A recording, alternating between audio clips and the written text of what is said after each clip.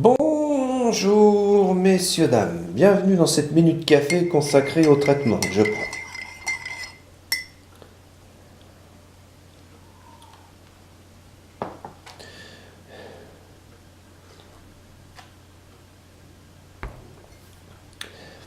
Alors, ça fait 5 ans que je suis sous traitement maintenant. Mon premier traitement, ça a été la risipiprédone. Ce traitement a été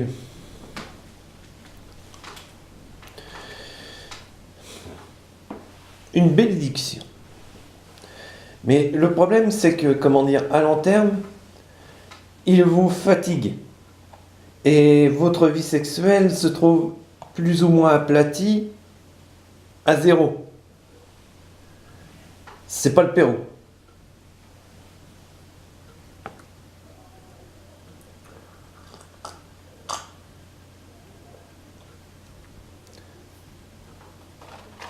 Donc ce traitement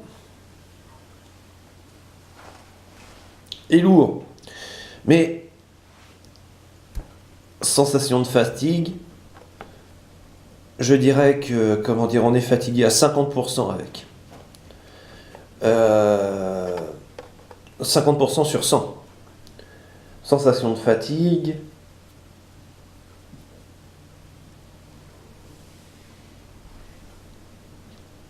Perte de vie sexuelle. On va moins à la salle de bain avec. Faut être clair. Mais ce traitement vous empêche, parce que si vous voulez, un psychotique, c'est différent parce que ça fait comme une onde dans la tête. Et cette onde peut vous parler, vous dire de faire des choses, par exemple. Ou alors vous êtes dans le bus bien pépère et vous avez l'impression que tout le monde parle autour de vous, complote contre vous, ce qui fait que vous vous repliez et vous avez des conséquences physiques en plus.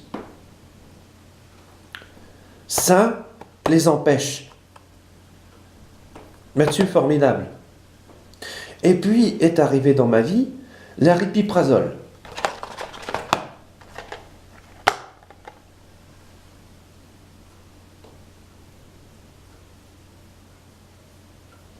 Alors là,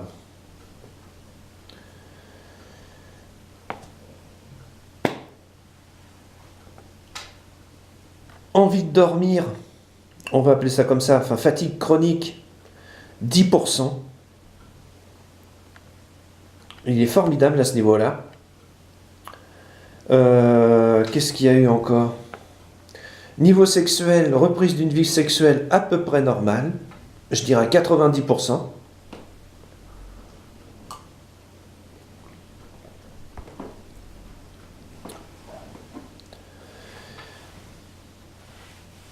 Que des avantages.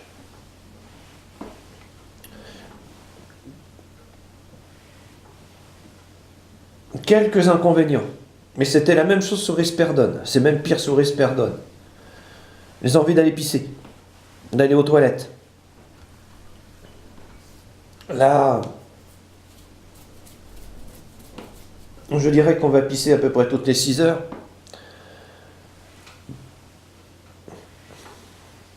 J'étais pas un gros pisseur, moi, avant de prendre des traitements. Hein.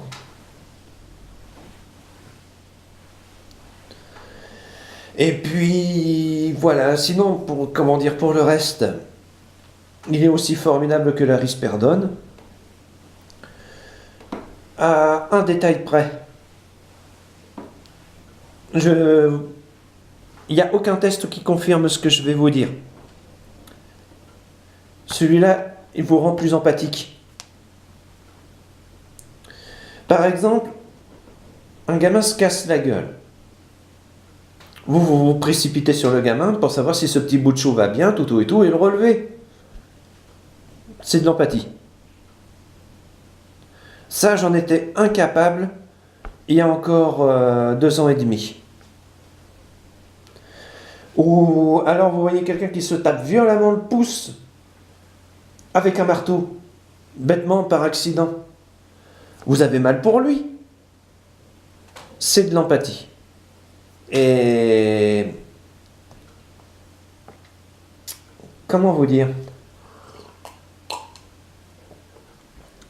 quand il y a longtemps que vous n'avez pas été empathique, vous avez peur de ces nouveaux sentiments. Donc il faut se méfier de ça.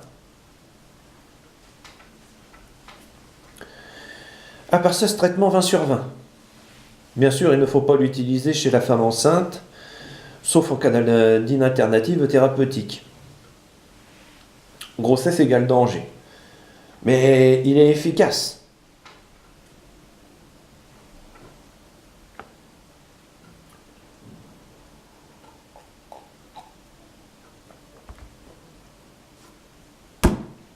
Voilà. C'est Electronic Arts qui m'avait demandé de parler de mes traitements. Bien sûr, certains vous diront ci, certains vous diront ça. Moi, je vous réponds la chose suivante. Si un médecin traitant ou un psychiatre vous a prescrit un traitement, c'est pour que vous le preniez. Pas pour que vous l'arrêtiez au profit de traitements de pseudo-médecins, qui sont des charlatans, qui sont faits à partir d'herbes ou Dieu sait quelle connerie.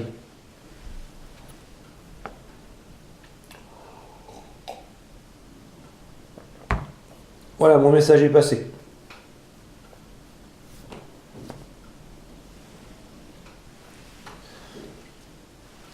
Mais 4 ans et 30 jours sous risperidone, pour répondre à la question. Non, plus de 4 ans. Attendez, bougez pas. J'ai commencé ce traitement il y a 4 ans. Il y a à peu près 3-4 mois, j'ai commencé celui-là.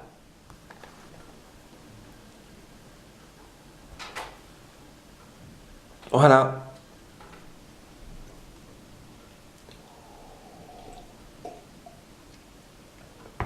Et je ne regrette rien. Hum.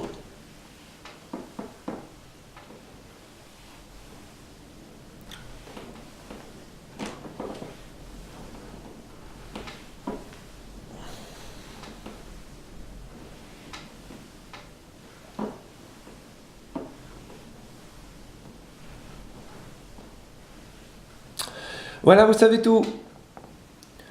En vous souhaitant la bonne journée et la bonne interprétation de ce tutoriel. Ah oui, alcool interdit sous ces traitements.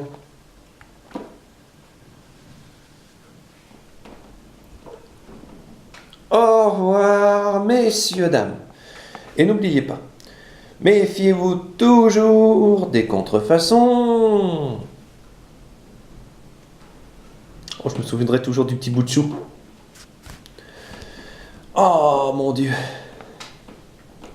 En temps normal, j'en aurais rien eu à foutre du bout de chou. Rien eu à foutre.